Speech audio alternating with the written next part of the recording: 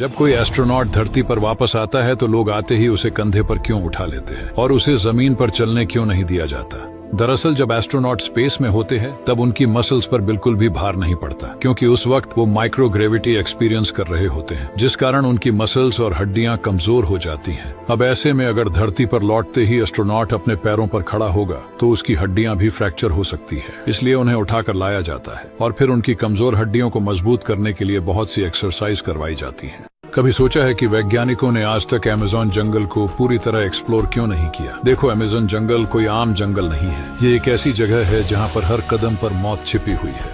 घना इतना है कि सूर्य की रोशनी भी जमीन पर नहीं पहुँचती। मिट्टी दलदली, रास्ते ना के बराबर, और ऊपर से हर कोने में जहरीले कीड़े, सांप और खूंखार जीव। और इसी जंगल में दुनिया का सबसे बड़ा सांप ग्रीन एनाकोंडा भी पाया जाता है। वैज्ञानिक यहाँ रिसर्च करना तो चाहते हैं, लेकिन सबसे बड़ी दिक्कत यही होती है, यहाँ से जिंदा लौटना ही सबसे बड़ी चुनौती है। और ये इतना बड़ा है कि इसके पूरे एरिया को एक्सप्लोर करना लगभग नामुमकिन सा है।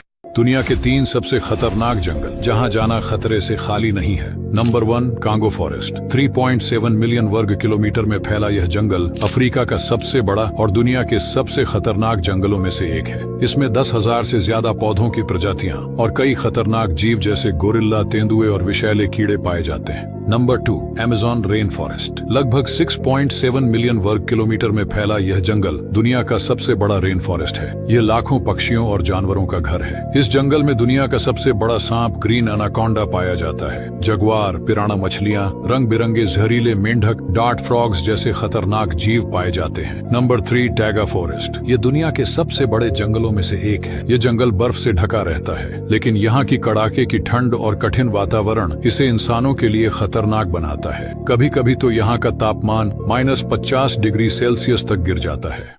डोरेमोन ने बचपन में एक फैक्ट बताया था, पहले आप इसे सुन लो। नोबिता, हैलीज कॉमेट को दुनिया के सारे लोग कुछ साल बाद फिर से जरूर देख पाएंगे।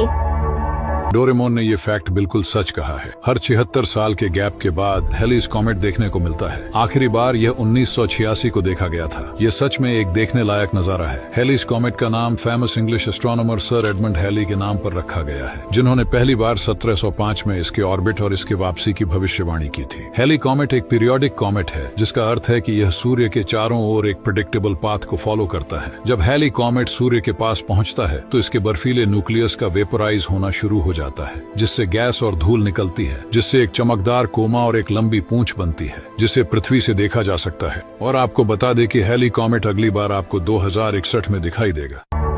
हर 76 साल में एक बार, मतलब अगर किस्मत में होगा तो जिंदगी में एक बार।